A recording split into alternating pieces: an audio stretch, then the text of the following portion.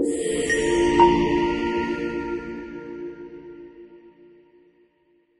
वालेकुम जी, welcome back. अच्छा जी sir, हमने फ़ी का relative size with respect to firm शुरू किया था और हमने उसमें ये देखा था कि भाई अगर मेरे टोटल रेवेन्यू का यानी फर्म के टोटल रेवेन्यू का एक पोर्शन अगर एक क्लाइंट से आ रहा है तो वो क्लाइंट मेरे लिए सिग्निफिकेंट क्लाइंट के जुमरे में आ जाता है और फिर उससे एक थ्रेड क्रिएट होता है जिसको हम कहते हैं सेल्फ इंटरेस्ट थ्रेड और इंटिमिडेशन थ्रेड। अच्छा भाई, इंटिमिडेशन थ्रेड ऐसे क्रिएट होगा सामने वाले को जो पता लग जाएगी बात कि भाई तुम उस पर डिपेंडेंट हो तो वो तुम अपनी जो ऑब्जेक्टिविटी है उसको इम्पेयर करोगे और लाजमी तौर पे तुम अब एक अनबायस ओपिनियन नहीं दे पाओगे, तुम बायस हो जाओगे जिसकी वजह से तुम अपनी ऑब्जेक्टिविटी को क्या कर दोगे, इम्पेयर कर दोगे।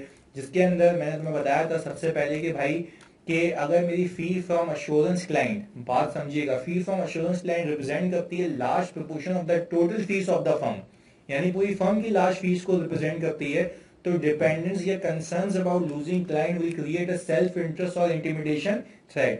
यहाँ पे मैं आपको बताता चलूं कि यहाँ पे फर्म का मतलब ऑल्सो कवर्स नेटवर्क फर्म्स, यानी अगर मैं कह रहा हूँ कि भाई अगर कराची ऑफिस है, लाहौर ऑफिस है और ये ऑफिस है, तो हम पूरी मिला के चेक करते हैं, यानी इंडिविजुअल ऑफिस का भी चेक करेंगे और पूरे फर्म लेवल पे भी चेक करेंगे, जिसमें हम अपनी नेटवर्क फर्म्स को भी क्या करेंगे जी, कवर करेंगे। इसके बाद फिर मैंने कहा था कि भाई ये लेवल ऑफ साइट डिपेंड करेगा कि फर्म कितनी ऑर्गेनाइज है, प्रीवियसली कितने सालों से स्टेब्लिश है, ये सारी चीजें तो मैंने आपको दिखाया भी था कि भाई फर्म का ऑपरेटिंग स्ट्रक्चर देखेंगे कि वेल स्टेब्लिश है या नहीं है, और इसके अलावा हम देखेंगे कि भाई क्या वो क्लाइंट मेरे लिए क्वालिटेटिवली तो अच्छा नहीं है कि भाई जिसको मैं अपने पास रख के आगे बेच के नए क्लाइंट्स लेके आ सकता हूँ।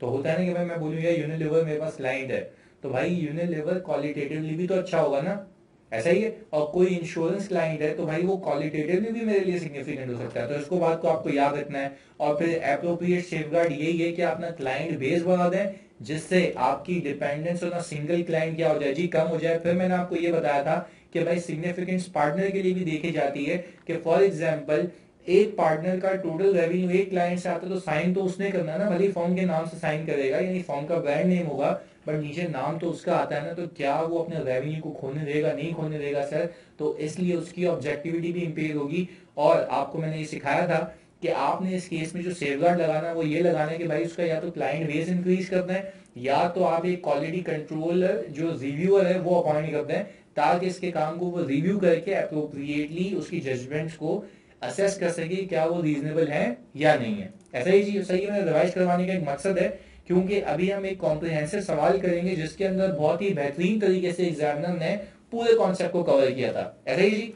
अच्छा जी सर, इसके बाद फी के रिलेटेड मैटर्स में एक और चीज आती है जिसको हम कहते हैं भाई पब्लिक इंटरेस्ट एंटिटी का कॉन्सेप्ट, जिसको मैंने आपको लास्ट क्लास में अच्छे तरीके से बताया था कि भाई पब्लिक इंटरेस्ट एंटिटीज का मतलब ये है लिस्टेड एंटिटीज या वो एंटिटीज जो फिड्यूशरी कैपेसिटी में लोगों के एसेट्स को होल्ड करती हो, जैसे you can say bank, insurance company, mutual funds, XYZ. फिर मैंने आपको इसमें बताया था कि अगर पब्लिक इंटरेस्ट एंटिटीज के केस में total fees from the client और उसकी रिलेटेड एंटिटीज, सही जी, रिलेटेड एंटिटी मतलब उसकी पेरेंट सब्सिडरी सब मिल मिला के ना, ऐसा ही है, it's more than 15% of the total fee receive by the firm. पर यहाँ पे फर्म से मुराद फिर वही कह रहा हूँ कि वो ऑफिस इटसेल्फ और उसकी नेटवर्क फर्म्स भी, सही, यानी कराची ऑफिस, लाहौर ऑफिस, सबको मिला के, सही, by the firm for 2 consecutive, यानी 2 कंसेक्यूटिव ईयर्स से, सही है जी, ज्यादा है मतलब 2 कंसेक्यूटिव ईयर्स से जो मैं क्लाइंट से रिसीव कर रहा हूँ फीस, वो या उसके पूरे ग्रुप की एंटिटी से जितनी भी फीस लेके आ रहा हूँ उन सब फीस को प्लस करूं मैं टोटल फर्म के रेवेन्यू से डिवाइड करूं, वो आंसर 15% से ज्यादा है,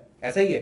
तो अगर 15% से ज्यादा आ रहा है, वो 2 कंसेक्यूटिव ईयर से ज्यादा आ रहा है, तो मैं ये बात दोस्त चार्ज विद गवर्नेंस को डिस्क्लोज करूंगा। मैं उनको बताऊंगा कि भाई देखें ये मामलात हैं, अगर वो फिर भी कहते हैं कि भाई सही है आपकी ऑब्जेक्टिविटी जो है वो इम्पेयर नहीं होगी, हमें आप पे विश्वास है, तो ऐसा नहीं है कि उनके विश्वास के साथ उन लोग मतलब ऐसी की तैसी कर दो। आपने अपनी फिर भी प्रिंसिपल्स ऑफ इंटेग्रिटी को, ऑब्जेक्टिविटी को, professional competence and due care को अच्छे से मेंटेन करना है। इसके लिए आपको क्या करना है कि भाई डिस्कस करेंगे either of the following safeguards if applicable. कैसे जी? प्री इशुएंस रिव्यू, यानी वो कहेंगे कि भाई जब आप दूसरे साल की रिपोर्ट देने जाएंगे तो उससे पहले रिव्यू करवा लें आप, ऐसा ही है। देखो, before issuing an opinion on the second year FS, a chartered accountant who is not a member of the firm perform an engagement quality review of the engagement. याद रखिएगा ये फर्म से हटके बंदा होगा, फर्म का बंदा रिव्यू नहीं करेगा अदर देन फर्म का बंदा। देखो, who is not a member of the firm, ये बात आपने अच्छे से याद करनी है। और post issuance review. Post issuance review का मतलब ये कि दूसरे साल की रिपोर्ट दे दें उसके बाद रिव्यू। सही है जी। तो अब देखें क्या कह रहा है, performance engagement quality review of second years audit but after the opinion has been issued, ऐसा ही है। बट देखिए यहाँ पे after issuing opinion on the second year FS and before issuing opinion third year, यानी बोल रहा है दूसरे साल के बाद और तीसरे साल से पहले। पर ये कह रहा है, ये चाह रहा है कि भाई जब आप पोस्ट इशुएंस करेंगे, तो पोस्ट इशुएंस का मतलब ये खाली आपको याद दिलाने के लिए दूसरे साल की रिपोर्ट साइन हो चुकी है उसके बाद रिव्यू करवा रहे हो, ये टेक्निकली ज्यादा रिस्की होता है। इसके बाद अगर मैं बात करूं, उसमें इंपॉर्टेंट बात ये थी जो मैंने आपको लास्ट क्लास में भी समझाई थी कि अगर टोटल फीस 15% से सिग्निफिकेंटली इंक्रीज कर गई है तो वो ये कहता है कि भाई पोस्ट इशुएंस रिव्यू इस सेट को रिड्यूस नहीं कर पाएगा। तो इस केस में जानिए आपने सिंपल एक काम करना है कि आपने प्री इशुएंस रिव्यू करवाना होगा, इसके अलावा कोई आपके पास चारा नहीं है। इसकी अंग्रेजी भी देख लेते हैं, वो कहता है total fees significantly exceed 15% of the total fee the firm receives, the level of threat will be so high that post issuance review would not reduce the threat to an acceptable level। यानी वो post issuance review आप करवा भी लेंगे तो वो आपके threat को एक्सेप्टेबल लेवल पे नहीं ला पाएगा, क्योंकि वो तीर कमान से निकल चुका होगा, वो आप कुछ भी नहीं कर पाएंगे। ऐसा ही जी। इसके बाद आज एक नई चीज सीखते हैं, तो रिवीजन हो गया। आज एक नई चीज सीखते हैं sir, fees overdue. Fees overdue का मतलब यह है कि भाई क्लाइंट को आपने सर्विसेज दे दी, अब वो आपके पैसे रोक के बैठा हुआ है। तो सर पहले तो दिमाग लगाते हैं कि इसके अंदर थ्रेट क्या है, रिस्क क्या हो सकता है। भाई मुझे एक बात बताओ, अगर आपके पैसे फंसे हुए हैं, आप लीगली कोर्ट में तो लेके जा सकते हो ना, बट आप बीइंग अ नॉर्मल बंदा सोचो, आप देखो कौन इतनी पकड़ करे, कौन इतनी झंझट में जाएगा, मैं क्या इतने धक्के खाऊं। तो अगर मेरे पैसे फंसे हुए तो आई थिंक मैं अपने पैसे की रिकवरी के लिए भी अपनी ऑब्जेक्टिविटी को कॉम्प्रोमाइज कर सकता हूं।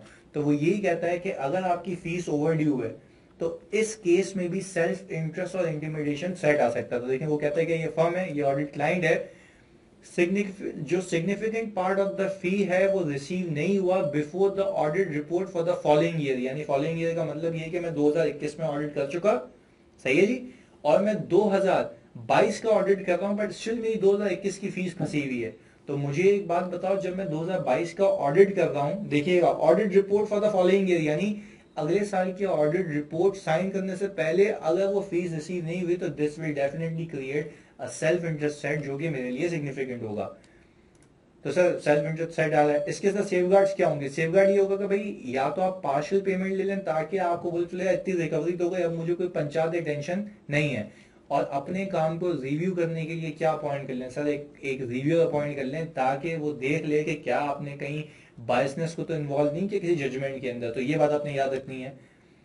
इसके बाद वो कहता ही है कि अगर जो आपकी फी है वो लॉन्ग टाइम के लिए आउटस्टैंडिंग है, यानी भाई लॉन्ग टाइम से आउटस्टैंडिंग है, तो फर्म ये देखेगी कि क्या वो ओवरड्यू फी लोन के जुम्मे में तो नहीं आती, कि भाई हमने कहा चलो सही है यार ये तुम हमसे लोन ले लो, सही है जी, इसके ऊपर सूद दे देना, तो फिर उसके अलग रेपरकेशंस हैं।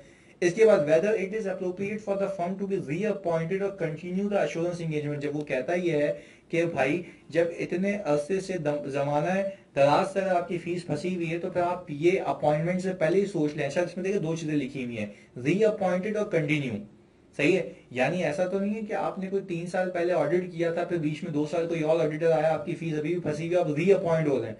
तो रीअपॉइंटमेंट के वक्त तो ये तो देख लो कि भाई पिछले पैसे मिले नहीं है तो अब आगे क्या देगा वो। तो फिर ये भी आपने दिमाग में चीजें रखनी है अपने, कि आपने ये फैक्टर्स भी सोचने हैं कि भाई फर्म डिटरमाइन करेगी कि क्या रीअपॉइंटमेंट पॉसिबल है या नहीं है, क्या मैं रीअपॉइंट हूं। और कंटिन्यूशन की क्या बात करेंगे, जैसे 2021 वाली एग्जांपल थी कि 2021 में भी आप ही ऑडिटर हैं, 2022 में भी आप ऑडिटर हैं, तो आपको वेदर्स को कंटिन्यू करना है या नहीं करना, आपने ये दिमाग में रखना है। इसके बाद फिर वो कहता है कंटिजेंट फी का एक कॉन्सेप्ट है, बड़ा सुनिएगा। कंटिजेंट फीस का मतलब ये है कि भाई सामने वाला क्लाइंट आपको कह रहा है, चाहे आप अश्योरेंस सर्विस दे रहे हैं या नॉन अश्योरेंस सर्विस, मतलब आप उसको टैक्सेशन सर्विस दे रहे हैं, वो आपको कह रहा है जानिए आपका जो पैसा है ना, वो आपकी जो फीस है वो मैं आपके आस के बेसिस पे डिटरमाइन नहीं कर रहा कि आप कितना काम कर रहे हैं, मैं आपको ये कह रहा हूँ जितना टैक्स बचा के देंगे उतना आपको रेवेन्यू मिलेगा। तो तुम भाई मुझे एक बात बताओ कि आप तो मेरे ख्याल से बायस हो जाओगे, आप तो लॉ में रहते हुए उसको ब्रीच करने की कोशिश करोगे आप, क्योंकि आपका सेल्फ इंटरेस्ट, आपका पर्सनल मफाद आ जाएगा ना। आप तो क्लाइंट की तरफ इस तरीके से इंक्लाइन होगे, बोलोगे मैं तो इसको टैक्स बचा के दूं। और आपको याद होगा मैंने एक चीज सिखाई थी, कि इंटेग्रिटी का मतलब यह है कि आप अपने आप को किसी ऐसी इंफॉर्मेशन के साथ एसोसिएट नहीं करेंगे जो कि रेकलेसली दी हुई हो। और अगर आप खुद टैक्सेशन सर्विसेज दे रहे हैं तो आप ये कैसे कर सकते हैं कि बायसनेस के हिसाब से अपनी बायसनेस को ला के, अपने सेल्फ इंटरेस्ट यानी अपने मफाद को ला के आप अपनी ऑब्जेक्टिविटी को इम्पेयर करते हैं। तो इसलिए कहा गया कि भाई कंटिजेंट फीस अलाउड नहीं है। और दूसरी चीज, वो आपको ये कहे कि भाई मैं फीस ऐसे डिटरमाइन कर रहा हूँ, आपकी ऑडिट फर्म को कह रहा है कि भाई जितनी कम से कम मिसस्टेटमेंट्स होंगी उतनी फीस ज्यादा से ज्यादा होगी, तो आप बोलोगे भाई कोई मिसस्टेटमेंट ही नहीं है, मतलब मेरे लिए सब ट्रू एंड फेयर हुए, कोई भी गलती नहीं है भाई, आप बेहतरीन चल रहे हैं। तो जितने आप बेहतरीन चलेंगे उतनी आपकी फीस ज्यादा होगी। तो इसलिए इस चीज को सिरे से ही मना कर दिया, इसमें अंग्रेजी में लिख के दिया इसने, fees calculated on a pre determined basis relating to outcome of transaction and the result of services perform. यानी भाई जो भी ट्रांजैक्शन या जो भी सर्विसेज आपको आपको वो अपॉइंट कर रहा है देने के लिए, उसके आउटकम पे आपकी फीस को डिटरमाइन कर दिया है। तो सर ये तो सरासर ना इंसाफी ना, तो आपकी जो आउटकम होगी वो टेक्निकली आप उसके फेवर में लेके आएंगे, जो कि अलाउड नहीं है। तो इसलिए वो कहता है कि भाई एग्जांपल्स हैं इसकी, फी डिपेंडेंट ऑन ओपिनियन एक्सप्रेस और फी डिपेंडेंट ऑन टैक्स सेविंग्स। वो बोलता है भाई डायरेक्टली कंटिजेंट और इनडायरेक्टली कंटिजेंट। देखें, डायरेक्टली कंटिजेंट का मतलब ये है कि भाई आपका डायरेक्ट कॉन्ट्रैक्ट हुआ हुआ है। इनडायरेक्टली कंटिजेंट का मतलब है कि आपको किसी ने रेफर किया हुआ है और टेक्निकली आप डायरेक्टली और इनडायरेक्टली दोनों तरीके से कंटिजेंट फीस को चार्ज नहीं कर सकते। तो वो ये कहता है fees charge the client directly by the firm, fees charge the client by the firm through an intermediary. ना आप इंटरमीडियरी के जरिए कंटिजेंट फीस चार्ज करवा सकते हैं, ना आप डायरेक्टली क्लाइंट को एक ये कंटिजेंट फीस चार्ज कर सकते हैं। ये आप बिल्कुल मना है, चाहे आप डायरेक्टली चार्ज करें चाहे किसी इंटरमीडियरी के तहत चार्ज करें, आपको अलाउड नहीं है। इंटरमीडियरी का मतलब क्या समझिएगा भाई, फॉर एग्जांपल मैं कह रहा हूं कि अगर मैं एक फर्म हूं, सही है, और एक लॉयर को फर्म ने अपॉइंट किया था, सही है, लॉयर ने कहा यार ज्यादा एक बात सुनो, तुम इसका काम करो, क्लाइंट को बिल कर देना और तुम्हारी बिलिंग डिपेंड करेगी इस चीज के ऊपर कि तुम कितना टैक्स सेव करके देते हो। तो भाई मुझे एक बात बताओ, मैं लॉयर के जरिए भी उसको ऐसी फीस नहीं चार्ज कर सकता, क्योंकि इंटरमीडियरी के जरिए भी टोपी ड्रामे करना अलाउड नहीं है। फिर वो कहता यह है, इसमें थ्रेड कैसा सिंपल आपके सामने सेल्फ इंटरेस्ट थ्रेड है। सेफगार्ड क्या है इसका, सर सेफगार्ड सुकून से समझिएगा। वो कहता ही है कि firm shall not charge directly or indirectly या contingent fee for an audit engagement. अच्छा जी सर, अगर आप इस सेफगार्ड को देखें तो ये कोई सेफगार्ड ऐसा नहीं है कि आप कुछ मतलब मेजर्स लेके ये कर सकते हैं। वो बोलता है ये सख्ती से मना है, इसका एक ही सेफगार्ड है कि आप कंटिजेंट फीस को रख ही नहीं सकते। हाँ, अगर एडिशनली लिखना चाहते हो तो आप ये लिखेंगे एग्जाम में, अगर ज्यादा मार्क्स के लिए आ गया तो आप ये लिख सकते हैं कि maximum we will try to convince the management and those charge with governance and we will explain them कि फीस के चार्ज करने के बेसिस जो होते हैं वो आज होते हैं। आपने देखा होगा, आप जब फर्म में रहते हुए बजट बनाते होंगे और अगर तमीज से बनाते होंगे तो आपने प्रॉपर बजटिंग की होगी कि भाई पार्टनर के, डायरेक्टर के, सीनियर मैनेजर के, मैनेजर के इतने इतने इतने इतने आवर्स लगते हैं, उनका एक स्टैंडर्ड रेट होता है जिसके हिसाब से बिलिंग होती है, यानी इतने घंटे ये लगाएगा तो इसके इतनी कॉस्ट आती है तो हम इसके हिसाब से आपको बिलिंग करेंगे। तो ये वो चीजें हैं जो आप क्लाइंट को एक्सप्लेन करेंगे just to make them understand कि भाई फी के चार्ज करने के बेसिस हमारा काम होता है, ना कि उस काम का आउटकम। बात क्लियर है? अच्छा सर, ये तो बात हो गई आपके ऑडिट की, यानी इसमें लिखा हुआ भी है ना, a firm shall not charge directly or indirectly a contingent fee for an audit engagement. Audit कर रहे हैं तो ये अलाउड नहीं है। अब एक चीज शुरू करता हूं जो कि बहुत ही ज्यादा टेक्निकल है, अगर खुद रीड करोगे तो कभी जिंदगी में नहीं समझ आएगी। ऐसा ही है, क्योंकि इसको thoroughly bar bar again and again read कर करके प्रैक्टिकली अप्लाई करके बंदा सीखता है। तो सुनिएगा बहुत फोकस के साथ। इधर वो कहता ही है कि एक फर्म, और फर्म के साथ नेटवर्क फर्म तो आपको पता है वो जुड़ी हुई है, बोले एक फर्म या network firm non assurance services के लिए, ऑडिट हो गया ना, ऑडिट की बात हो गई ना, देखो लिखा हुआ है ना, ऑडिट एंगेजमेंट हो गई। अब अश्योरेंस एंगेजमेंट के अलावा यानी ऑडिट एंगेजमेंट के अलावा बात हो रही है नॉन एश्योरेंस सर्विसेज की। मैं एग्जांपल रखता हूं अच्छे समझने के लिए टैक्सेशन सर्विसेज की। बात समझिएगा, सुनिएगा, किसकी बात कर रहा हूं मैं, टैक्सेशन सर्विसेज की। यानी एक ही फर्म दो सर्विसेज दे रही है क्लाइंट को, एक दे रही है ऑडिट एंगेजमेंट, दूसरी नॉन एश्योरेंस सर्विस। देखिएगा इसमें बात भी यही हो रही है। वो क्या ये रहा है कि एक फर्म या उसकी network firm directly or indirectly contingent fee charge नहीं कर सकती नॉन एश्योरेंस सर्विसेज के लिए। और वो नॉन एश्योरेंस सर्विस अगर किसको दी जा रही है, किसको दी जा रही है, अपने ऑडिट क्लाइंट को। देखो इसने यही तो बताया, इसमें इतनी बारीकियां हैं कि आपको देखते हैं कि कौन कौन सी चीज कहां से रिलेट हो रही है। इसमें उस चीज का तो बता ही नहीं रहा ना कि नॉन एश्योरेंस सर्विसेज के लिए कंटिजेंट फी हो अगर वो ऑडिट क्लाइंट ना हो। वो तो बात की बात है ना। मैं तो अभी क्या सिखा रहा हूं, मैं सिखा ही रहा हूं कि एक फर्म या उसकी नेटवर्क फर्म डायरेक्टली या इनडायरेक्टली कंटिजेंट फीस चार्ज नहीं करेगी। सही है। नॉन एश्योरेंस सर्विस के लिए जो कि किसको दी जा रही है, ऑडिट क्लाइंट को दी जा रही है, उसकी बात हो रही है। I hope this is clear. पर आगे लिखता है इफ का मतलब ये है कि ये तब चार्ज नहीं कर सकता जब ये हालात वाकयात हो जो अभी मैं बता रहा हूं आपको। सही है जी। बोल ये रहा है, पहले मैं इसको समझाता हूं फिर इसको हम रीड करते हैं, वरना आपके लिए ना बड़ी दुश्वारी और मुश्किलात का सामना हो जाएगा। तो आप समझे मेरी बात को। क्या ये रहा है कि एक फर्म, अगर मैं फॉर एग्जांपल में ईवाई की बात करूं, ईवाई नॉन एश्योरेंस सर्विस के लिए कंटिजेंट फीस चार्ज नहीं कर सकती अपने ऑडिट क्लाइंट से अगर मेरे ऑडिट क्लाइंट से आने वाला रेवेन्यू एक पार्टनर के लिए सिग्निफिकेंट है। आपने मतलब अपने दिमाग के चारों तरफ रोशन करके ये बात सुननी है, तभी ये बात गायब होगी। समझिएगा, ये बहुत टेक्निकल चीज है, इसलिए वो मैं कह रहा हूं कि भाई आपने बिल्कुल बेसिक दिमाग में बैठाना है। सुने, ताकि आप केस रीड करें, आपको समझ आए।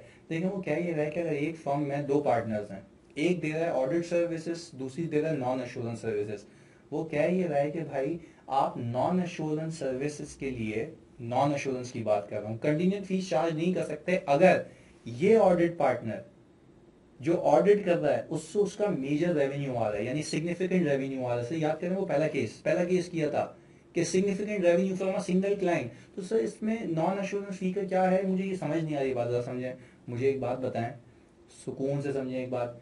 क्या मैं कह सकता हूं कि वो जो नॉन एश्योरेंस सर्विस दे रहा होगा, मैं पूरा रीड करके बताता हूं तुम्हें, जो नॉन एश्योरेंस सर्विस दे रहा होगा क्लाइंट को, वही फर्म का पार्टनर। लेट से मैं कह रहा हूं कि भाई मेरी टैक्स एक्सपेंस की फिगर आनी है पीएनएल के फेस पे, ऐसा ही है, पीएनएल के फेस पे, और फीस है कंटिजेंट। वो क्या कह रहा है, जितना टैक्स बचा के दोगे उतना पैसा मिलेगा। किसको कह रहा है, नॉन एश्योरेंस पार्टनर को। एश्योरेंस पार्टनर को, नॉन एश्योरेंस पार्टनर को।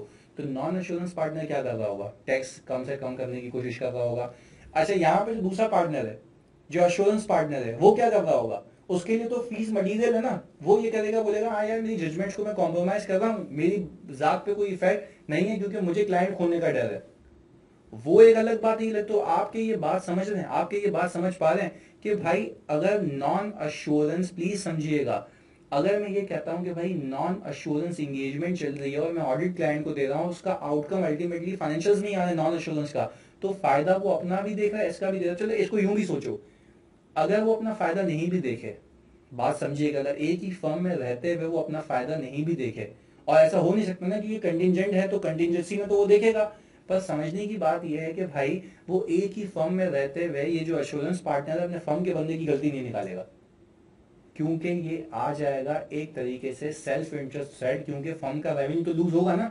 ये समझाना चाह रहा था। दूसरी चीज सुने, वो बोल रहा है कि भाई चलो फर्म नहीं, एक ही ऑफिस नहीं, नेटवर्क फर्म का अगर सिग्निफिकेंट रेवेन्यू हो तो तब भी आपने ये देखना है कि भाई तब भी आप नॉन एश्योरेंस इंगेजमेंट के लिए ऑडिट क्लाइंट से कंटिजेंट फीस चार्ज नहीं कर सकते। मैं फिर कह रहा हूं, आप कंटिजेंट फीस चार्ज नहीं कर सकते। किससे नहीं कर सकते, अपने ऑडिट क्लाइंट से, क्योंकि वही बात है, अब नेटवर्क फर्म के लिए वो सिग्निफिकेंट है। नेटवर्क फर्म भी तो फर्म का ही पार्ट है ना टेक्निकली, तो वो तो जाहिर सी बात है, आप क्यों रेवेन्यू खोएंगे अपना।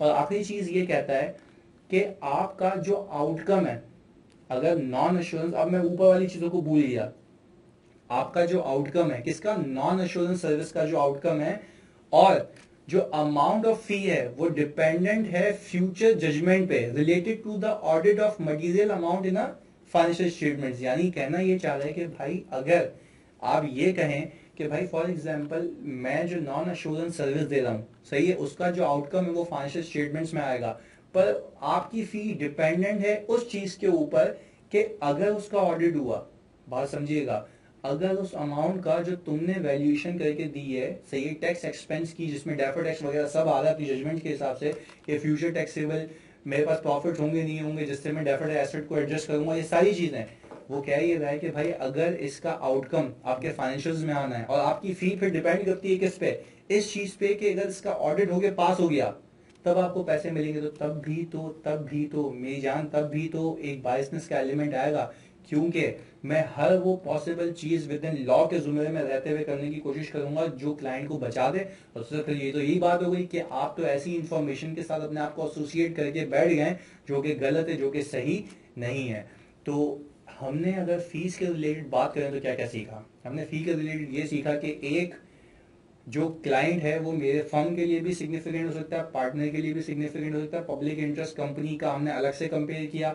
हमने ये कहा कि भाई अगर पब्लिक इंटरेस्ट कंपनी है और सिग्निफिकेंस रेवेन्यू क्या होता है 15% से ज्यादा, और अगर 15% से सिग्निफिकेंटली ज्यादा है तो पोस्ट रिव्यू अलाउड है या नहीं है, ये सारी बातें की। फिर मैंने आपको ये बताया कि भाई आपकी कंटिजेंट फी का कॉन्सेप्ट क्या है, फीस ओवर ड्यू हो गई है उसका क्या करना है। तो ये सारी चीजें आए सर, अभी इसी चीज को हम एक सवाल के जरिए कवर करके देखते हैं ताकि हमें समझ आए जो अभी हमने किया है वो मतलब हमारे दिमाग में या भेजे में बैठा है या नहीं बैठा। आ जाइए देखते हैं। MF Moomin Shams and Company is a firm of chartered accountants. The firm, which was initially registered with two partners, namely Moomin and Shams, यानी पहले Moomin और Shams भाई थे, सही है, in the year 2011 with offices in Karachi and Islamabad, यानी कराची और इस्लामाबाद के इसके नेटवर्क फर्म्स के कॉन्सेप्ट में आ जाएगा। इसके बाद in 2020 the firm got affiliation with the reputed international firm namely मिजरी फॉक्स से। यानी सर मसला ये है कि एमएफ की इसने एफिलिएशन ले ली है। अब जाहिर सी बात है एमएफ भी अगर कोई फीस लेगा या इनके क्लाइंट से तो वो भी नेटवर्क फर्म के जुमरे में आ जाएगा। इसके बाद which resulted in increase in clientele of the firm especially in the province of Punjab. यानी एफिलिएशन लेने से हुआ ये है कि भाई उन्होंने बोला एक ब्रांड आ गया पाकिस्तान के अंदर तो इसको ऑर्डर देते हैं, अच्छे से करेंगे।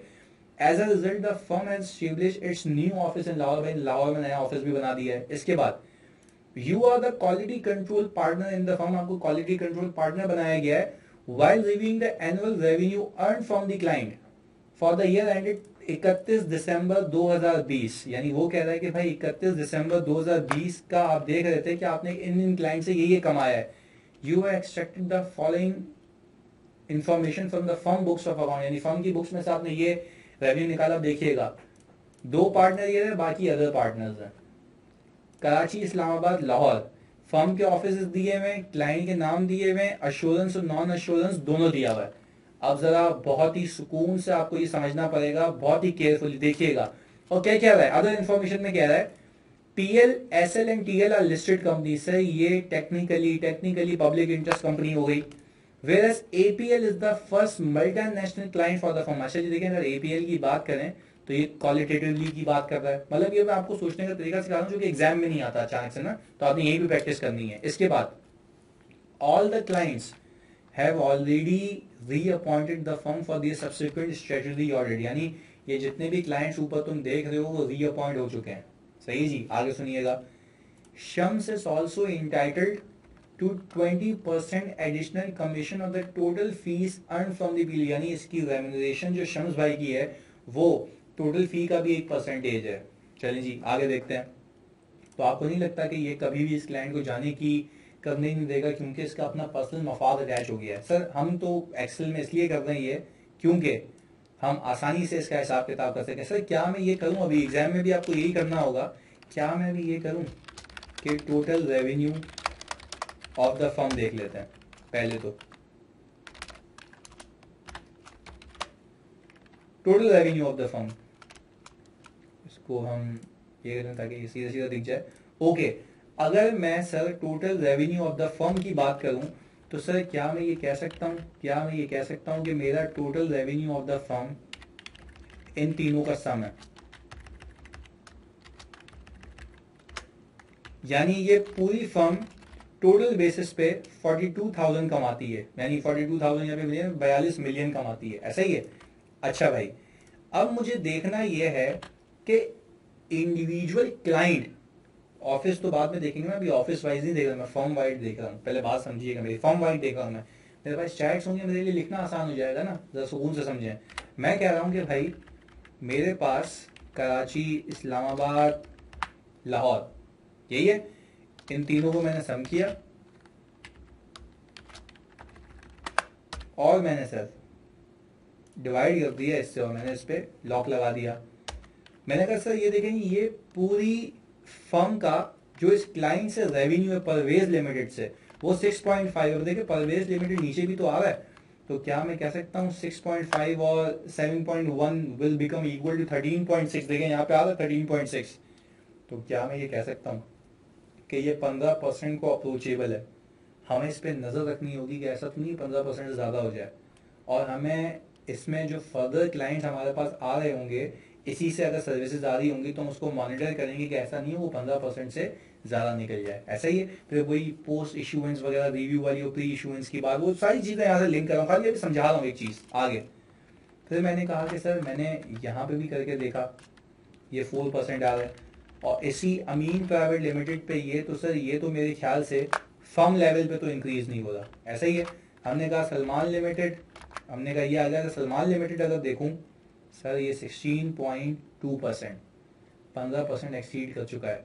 तो क्या हम ये कह सकते हैं कि सर सलमान लिमिटेड, पहले तो ये देख लेते हैं लिस्टेड कंपनी है, yes sir SL is a listed company, तो क्या हम कह सकते हैं कि ये जो है हम इससे दोस्त चार्टर्ड गवर्नेंस से डिस्कस करेंगे और दोस्त चार्टर्ड गवर्नेंस को बताएंगे कि भाई हमारी फीस आपकी इतनी टोटल रेवेन्यू का हमारे इतना परसेंट है, और फिर हम ये देखेंगे कि क्या इसके लिए पोस्ट इशुएंस रिव्यू हो सकता है सर, या तो प्री इशुएंस रिव्यू, ये सारी चीजें हैं। ऐसा ही है, आगे सुनिएगा सर ये आ गया 2.6, ये आ गया 0.5, ये तो कोई ऐसा नहीं कर रहा, अदर क्लाइंट्स का मुझे मसला नहीं है क्योंकि वो इंडिविजुअलिटी में नहीं है ना। ऐसा ही है। अच्छा सर ये तो हो गया मेरे पास टोटल फर्म का रेवेन्यू। अब मैं ये देख लेता हूँ सर कि कराची, इस्लामाबाद,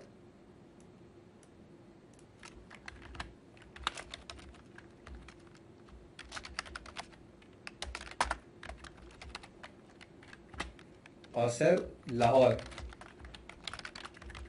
अगर मैं इन स्पेसिफिक ऑफिस का देखूं तो क्या बनता है सुनिएगा जरा। मैंने कहा कि भाई सर सिंपल में एक काम करता हूं ना, मैंने इसको डिवाइड कर दिया, बल्कि मैं डायरेक्ट यहाँ परसेंटेज निकालते ना दोनों को प्लस करके,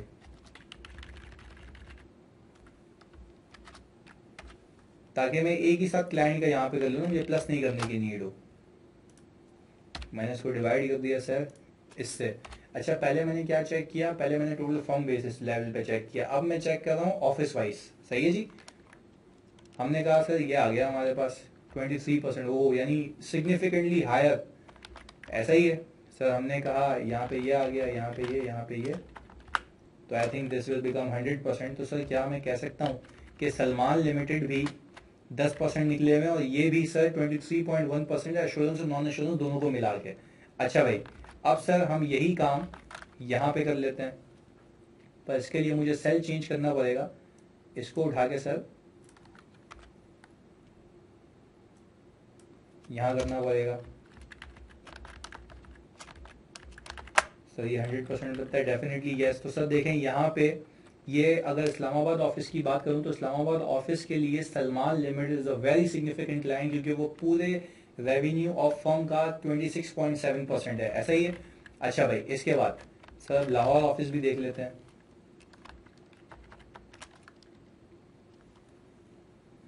सर इसको हम उठा के यहाँ फेंक देते हैं। ऐसा ही है सर, आई थिंक कि हमें इसके लिए भी ये कर लेना चाहिए ताकि हमारे पास एक ट्रू पिक्चर आ जाए।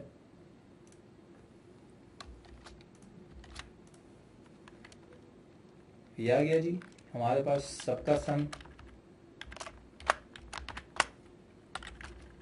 ओके सर इसको हम हटा देते हैं। अच्छा भाई ये ट्रू पिक्चर मेरे पास परवेज, अमीन, सलमान, तानिया और अदर क्लाइंट्स की। ऐसा ही है। अच्छा भाई सर आपने ये भी तो सिखाया था कि फर्म लेवल पे अलग, ऑफिस लेवल पे अलग कर लिया सर, पार्टनर लेवल पे भी देख लेते हैं।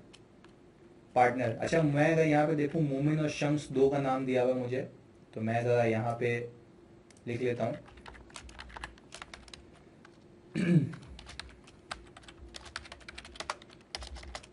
मोमिन और सर शम्स। अच्छा सर अब अगर ज़रा मैं देखूँ पार्टनर लेवल की बात करते हैं, तो सर ये हमने एक पार्टनर का यानी मोमिन का परवेज लिमिटेड से रेवेन्यू देखा कुछ भी नहीं आ रहा। पता है यहाँ पे मैं फॉर्मूला करेक्ट करना पड़ेगा। ये रहा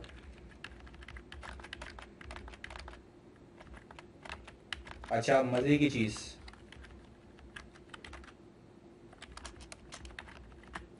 मजे की चीज ये है कि सर ये जो मोमिन भाई हैं हमारे, जो पार्टनर हैं इस फर्म के, वो तकरीबन 40% रेवेन्यू करवा रहे हैं सलमान लिमिटेड से। अच्छा, सलमान लिमिटेड के मसले देखते हैं। सलमान लिमिटेड कुल मिला के, मैं वैसे ही एक एनालिसिस है ये मेरे, ताकि आपको यहीं से तो पता लगता है कि भाई कौन कौन से थ्रेट्स हैं as per code of ethics 2019। मैंने कहा भाई सलमान लिमिटेड एक तो रेड बत्ती में यहाँ पे आ गया क्योंकि 15% से ज़्यादा है इसका रेवेन्यू। और सर इस्लामाबाद ऑफिस और ये कुल मिला के सभी ज़्यादा है। और सर इट सेल्फ पार्टनर भी डिपेंडेंट है, तो ये तो क्लाइंट ऐसा है कि मतलब इसका थ्रेड बहुत ही ज़्यादा सिग्निफिकेंट है। ऐसा ही है। चलें जी, इसके बाद तो सर इसके बाद आपको सेफगार्ड में तो याद होंगे, इसका क्लाइंटल इंक्रीज करें। सही है जी, इसके क्लाइंटल इंक्रीज करने के अलावा इस पर रिव्यू अपॉइंट करें, तो ये सारी चीज़ें हैं वो, आगे सुनिएगा। सर अब शम्स के लिए देखते हैं। तो ज़रा इसका फार्मूला अपडेट कर देते हैं।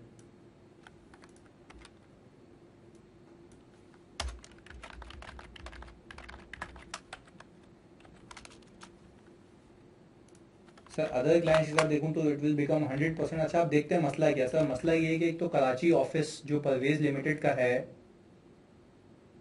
सही 23.1% है, और शम्स इससे कोई 30% कमा रहा, तो ये इसके लिए वैसे ही सिग्निफिकेंट है।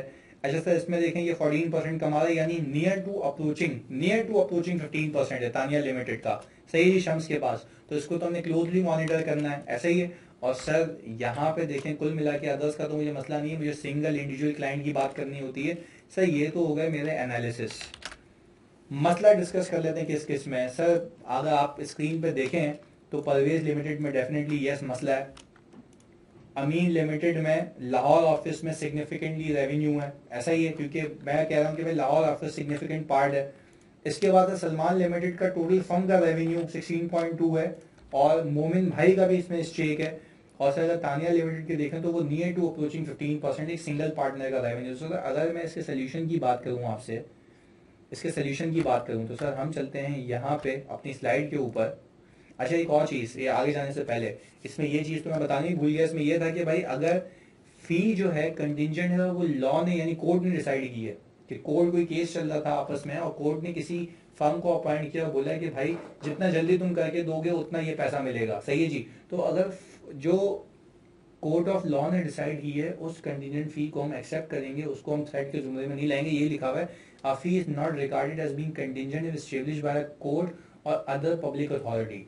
यानी अगर उन्होंने कोई भी बेसिस रखी है एक्सपायरी, उन्होंने कहा कि भाई हम बीइंग अ लीगल अथॉरिटी और द लीगल रेगुलेटरी बॉडी हम ये बेसिस डिसाइड कर रहे हैं, तो वो बेसिस पे आपके इख्तियार में नहीं थी ना, आप अपने हिसाब से काम करेंगे, वो कंटिजेंट फी के जुमरे में नहीं आएगा।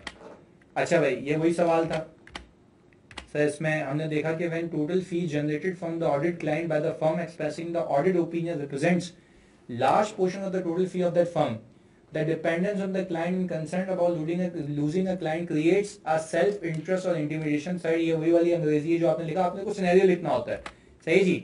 आपने परवेज लिमिटेड की बात की, revenue earned from PL is 30.3% of Shams revenue and 23% of Karachi office। Sir यकीन नहीं आता तो देख लें, ये रहा 30.3%, 23%। ऐसा ही है। It represents a large proportion of the revenue from one partner and one office of the firm. The significance is further increased as Shams is also entitled to earn additional 20% commission। तो भाई सीधी सी बात है, उसकी objectively तो तेल लेने गई ना, वो तो इम्पेयर होगी।